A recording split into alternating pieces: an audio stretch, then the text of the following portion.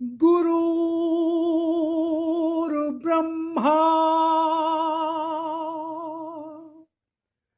गुरुर्विष्णु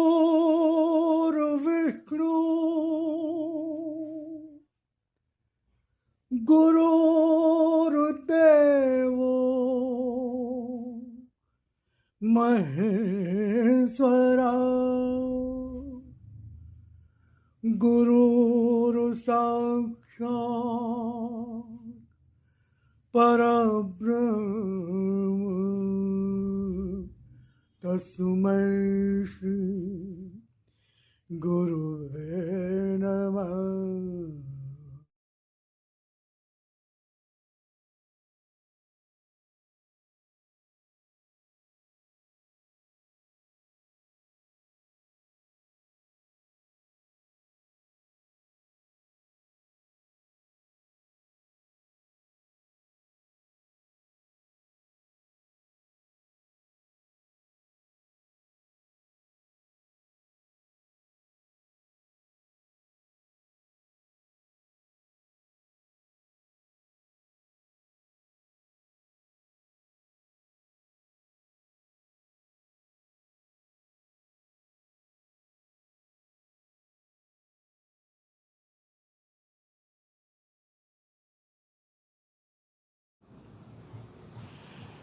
ओम शिवारी जयराम जी की स्वागत है। आशा करता हूँ आप सब परिवार आनंद से होंगे। तो आज मैं आपके लिए लेकर आया हूँ भक्त और भगवान भाग 2/9 2/9। मन को बांधो एक निष्ठ बनाओ। मन को बांधो एक निष्ठ बनाओ। तो भगवान की वाणी, जैसा कि मैंने पहले भी बताया है कि साक्षात भगवान की वाणी है। जो भगवान को पाना चाहते हैं, जो सच्चे अर्थों में भगवान की भक्ति करना चाहते हैं, जीवन को पूर्ण से निर्भय निश्चिंत होकर पूर्ण आनंद से जीवन को जीना चाहते हैं, सभी कर्तव्यों का पालन करते हुए, अपने सारे कर्मों को करते हुए, तो आज भगवान स्वयं ज्ञान दे रहे हैं। उसी गीता का संदेश पुनः प्रदान कर रहे हैं। लिप रूप में भगवान आए परम पूजा देवी माँ की सच्चाई लिखने के माध्यम से। मार्च 1972 से जनवरी 2003 भगवान ने जिस रूप में वो वाणी भगवान की आई, उसको लिप रूप कहा गया और लिप रूप को भगवान ने अपना साकार रूप दर्शन कहा। और उसी का हिंदी अनुवाद, जिसको भगवान की वाणी कहते हैं, उसको भगवान ने अपना शक्ति रूप दर्शन कहा। तो मैं इसको पहले भी बताता रहा हूँ, इसलिए बहुत ज़्यादा विस्तार मैं नहीं करना चाहता। तो मैं शुरू करता हूँ 2/9 आदेश ईश्वर का भाग 2 अध्याय 9। मन को बांधो एक निष्ठ बनाओ।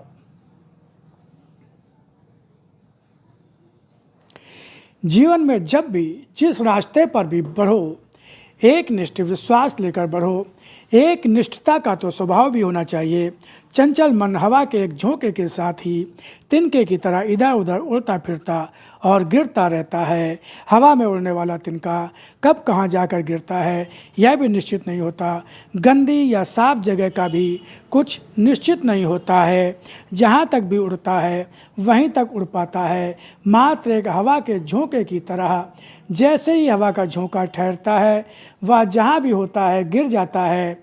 इसी तरह जब शरीर की सभी वृत्तियाँ तेज होती हैं तब वे किसी भी आवेग की स्थिति आने पर उड़ना आरंभ कर देती हैं।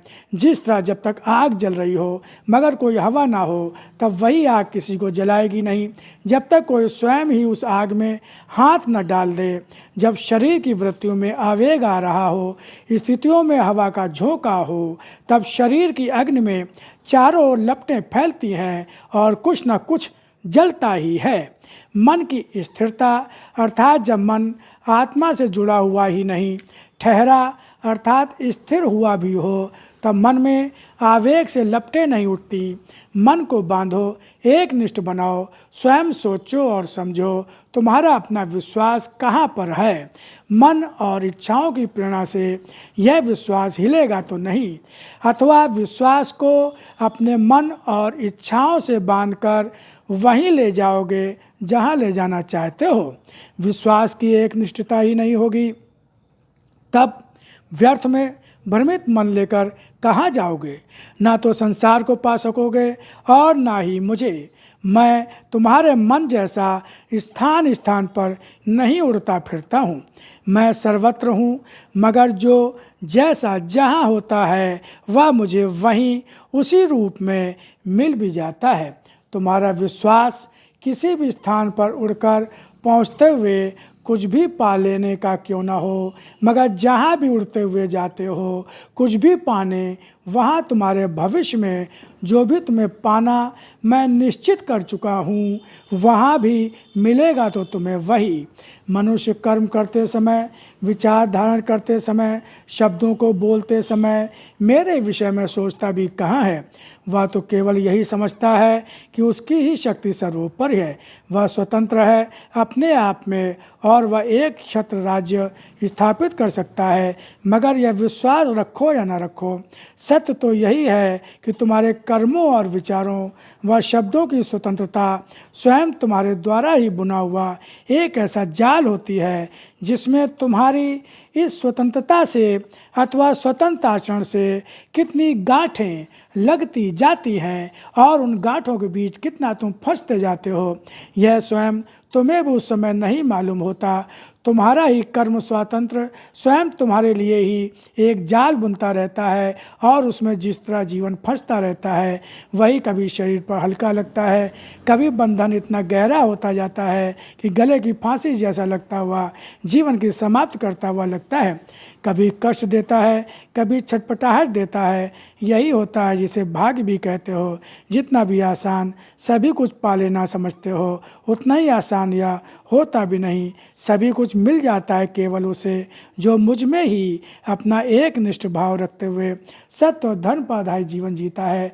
समय की उड़ान तुम्हारी अपनी इच्छाओं और अभिलाषाओं से भी कहीं अधिक तीव्र होती है और आज तो समय की उड़ान हर मनुष्य के जीवन को कुछ न कुछ तो देने ही जा रही है।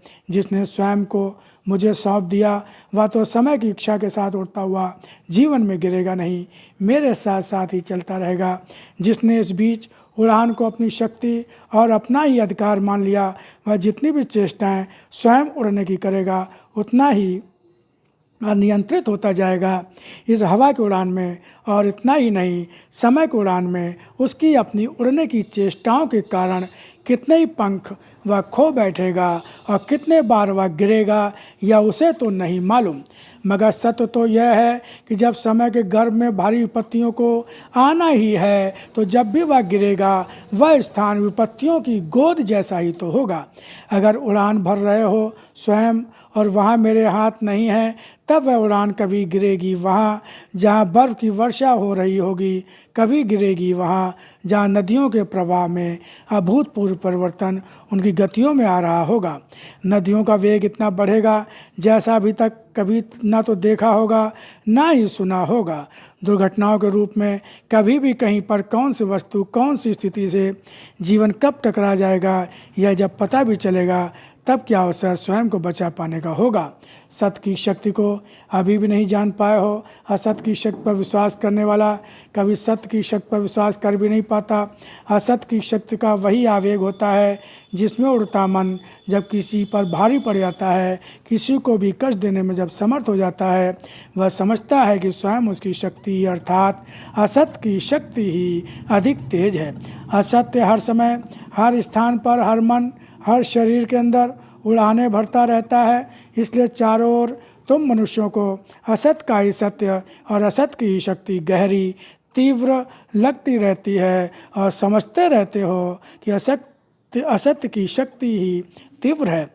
सत्य की शक्ति दिखाई नहीं देती, मगर हर क्षण को बदलती हुई, हर शरीर को बदलती हुई, हर जीवन को मृत की ओर कभी ले जाती हुई, कभी मृत के रूप में बदलती हुई, कभी नदियों का वेग बनती हुई, कभी हवाओं में गति भरती तूफानों का रूप देती हुई, कभी पृथ्वी को गति देकर उसे भूकंप का रूप देती हुई, कभी आकाश को छूती लपटों का रूप लेती हुई, कभी ज्वालामुखी बनकर बड़ी बड़ी इमारतों को, असंख्यों प्राणियों को निगलती हुई शक्ति असत्य की तो नहीं सत्य की ही होती है। असत्य हमेशा जीना चाहता है मनुष्य के मन पर अधिकार करके, मगर क्या जी पाता है। सत्य यही होता है कि असत्य चाहे जितना प्रयत्न करे शेष नहीं रह पाता, धराशायी हो ही जाता है।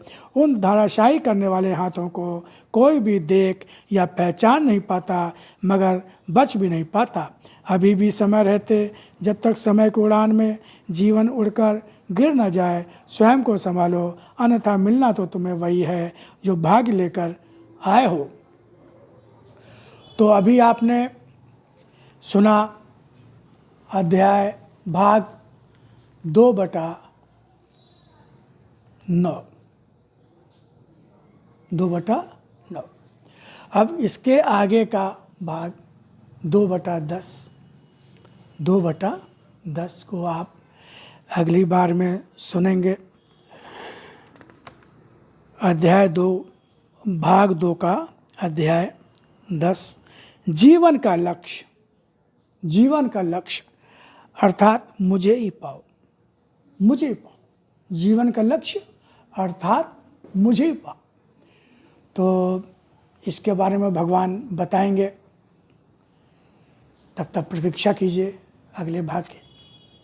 ओम शिवाय, ओम शिवाय।